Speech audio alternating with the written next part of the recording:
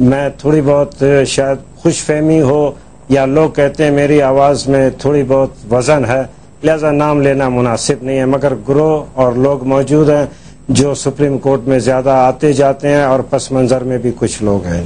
اچھا، اکرم شیخ صاحب السلام علیکم، welcome to news B, thank you very much for joining in. میں آپ سے پوچھنا چاہوں گی کہ یہ بتائیے کہ آئین کے آرٹیکل 239 کی شق 5 اور 6 کیا کہتی ہے؟ خیر بخاری، آپ کا بہت شکریہ، آپ نے اپنے پروگرام میں شریک کیا. میں آج علیل تھا، اس لیے آپ کو ڈی ایس این جی مجھے بڑی میرے گھر پہ. آپ تو آج بہت مین پلیئر ہیں پاکستان کی سیاست منظر روز پہ. تو گزارش ذرا سن لیجیے ذرا. آپ بہت جذبات میں ہیں اور بہت ماشاءاللہ اٹھان ہے اور چشم بدور. آپ نے مجھ سے شق 238 اور شق 239 کے بارے میں پوچھا ہے. یہ شقیں دستور کے اندر ان تبدیلیوں سے متعلق ہیں جو معمول کی تبدیلیاں ہیں اور جن کا بنیادی ڈھانچے سے کوئی تعلق نہیں ہے.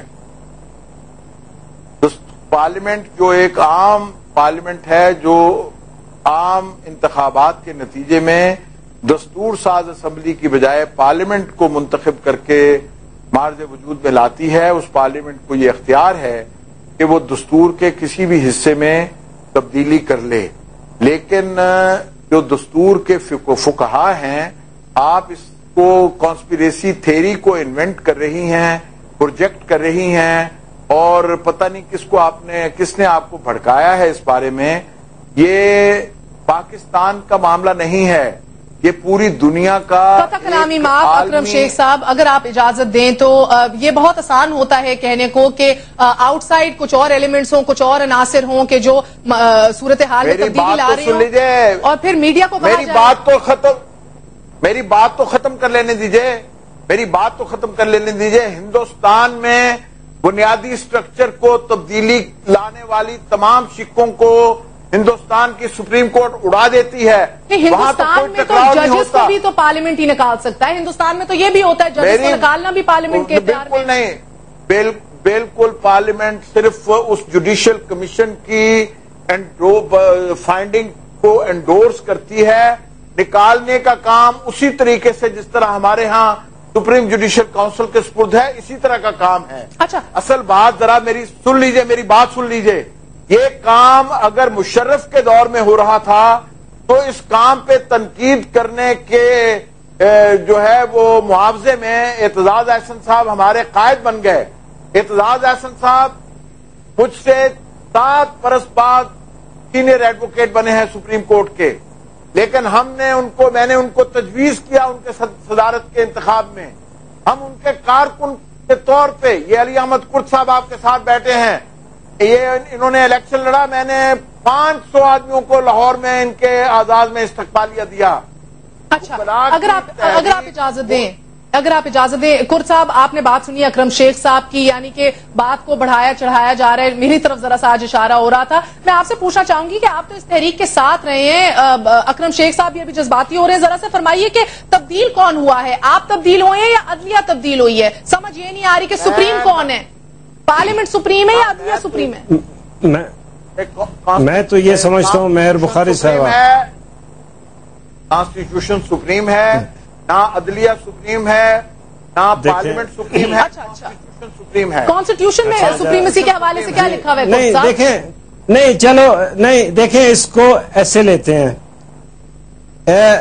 یہ کہ تخلیق کار بڑا ہوتا ہے یا تخلیق بڑی ہوتی ہے. مثال کے طور پہ ایک بہت ہی جینیس لیونارڈو ڈوینسی کا نام آپ نے بھی سنا ہوگا، اور اس نے ایک دنیا کی بہت ہی تاریخ ساز تصویر مونا لیزا تخلیق کی. اب آپ بتائیے مونا لیزا بڑی چیز ہے یا لیونارڈو ڈوینسی؟ اسی طریقے سے دیکھیں پارلیمنٹ ہی وہ جگہ ہے جو آئین کو تشکیل کرتا ہے، پارلیمنٹ ہی وہ جگہ ہے جو قوانین کو مرتب کرتا ہے. اگر پارلیمنٹ آئین ہی نہ بنائے، قوانین ہی کو مرتب نہ کرے، تو یہ عدالتیں بیٹھ کے کس قوانین کی تشریح کریں گے اور کس جگہ میں بیٹھ کے فیصلہ کریں گی؟ اس لحاظ سے آئین، یہ جو پارلیمنٹ ہے یہی خالق ہے، یہی سپریم ہے، اور اسی کو اور وہ مہاجرائی جس کے بارے میں غور و فکر کیا جا رہا تھا، ڈر لگ رہا تھا، وہ شروع ہو چکی ہے۔ اسی حوالے سے کوئی کہہ رہا ہے کہ آج جو مائی لارڈ جانشین افتخار محمد چودھری کے جانشین وہ کل ڈوگر کے جانشین تھی، کون کس کے بحث پہ کام کر رہا ہے؟ اس سے پہلے اکرم شیخ صاحب نے کہا کہ جو کچھ لوگ ہیں، کچھ عناصر ہیں جو آج 18ویں ترمیم کے حق میں بول رہے ہیں، وہ زرداری کیمپ میں چلے گئے ہیں۔ مگر ہم بات کریں گے اب علی احمد کرد صاحب سے۔ کرد صاحب، تبدیل کون ہوا ہے؟ کس کا موقف آج کیا ہے؟ الزام آپ پہ لگ رہا ہے؟ دیکھیں، مجھ پہ تو اس وقت اتفاق سے آپ نے یہ سوال پوچھا اور اس وقت اذان کی آواز آ رہی ہے۔ خدا کی قسم سارا پاکستان میرے ہاتھ میں دے دیا جائے اور یہ ایک سے ایک آدمی میرے سامنے آ جائے، جو میرے ذہن میں ہوتا ہے، جو میرے اصول ہیں، اس سے میں نہیں ہٹ سکتا۔ مجھے تو میں عوام کا آدمی ہوں، عوام کو آج تک دنیا میں کوئی نہیں خرید سکی۔ یہ بات کہنا کہ ہم زرداری کے ہیں، میں زرداری صاحب کو جانتا تک نہیں، میں پارلیمنٹ کا آدمی ہوں، میں اکرم شیخ اور حفیظ پیرزادہ صاحب کی طرح اپنا سٹانس نہیں بدلتا رہتا۔ میں نے ساری زندگی جمہوریت کی ہے، میں نے 7 سال جیل گزارے ہیں، اکرم شیخ صاحب نے 7 گھنٹے نہیں گزارے ہیں۔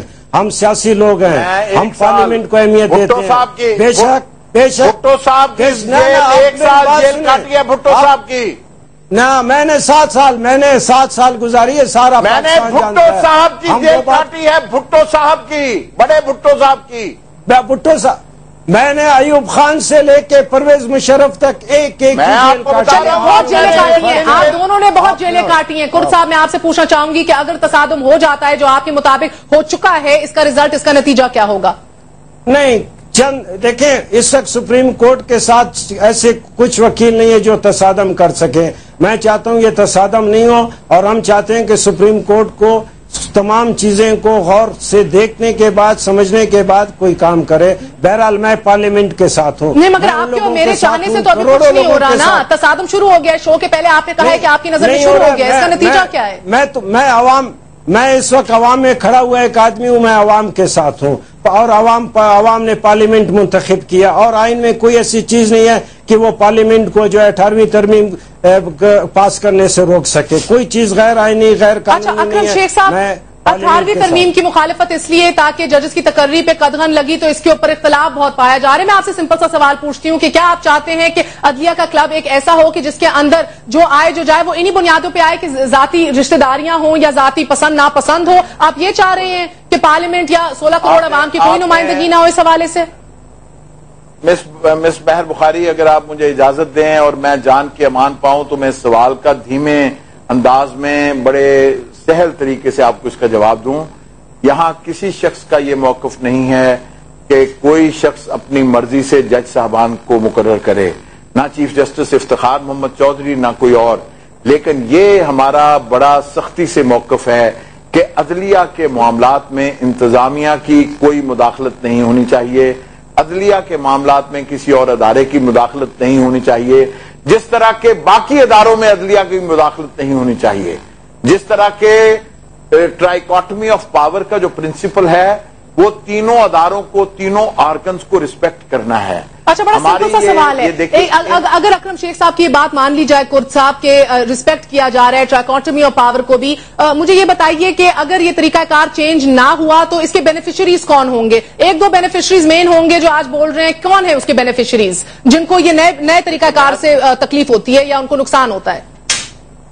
دیکھیں، میں بہت ایمانداری سے سمجھتا ہوں، اور پاکستان بار کونسل